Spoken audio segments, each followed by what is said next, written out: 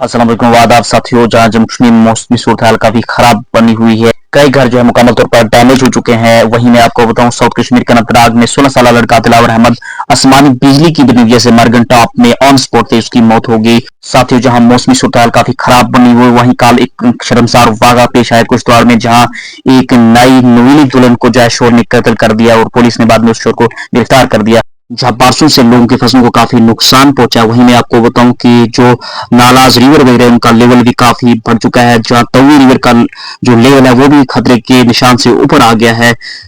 जहां जम्मू श्रीनगर कौमी सड़क मुकम्मल तौर पर बंद है। वहीं मैं आपको बताऊं, जम्मू और श्रीनगर अक्रॉस यूटी जो है आज तमाम स्कूल बंद है।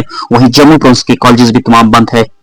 वहीं आज 10वीं और 11वीं के बोर्ड एग्जाम भी पोस्टपोन किए गए। वहीं इंतजामिया के लोग भी काफी चौकन्ना है। आज भी महकमा मौसमियात में हैवी रेन जो है अलर्ट जारी किया गया है। दोस्तों, वीडियो को शेयर कीजिए। जम्मू कश्मीर की किसी भी लेटेस्ट अपडेट के लिए सद्दाम एजेंट को यूट्यूब पर सब्सक्राइब कीजिए, फेसबुक फॉलो कीजिए।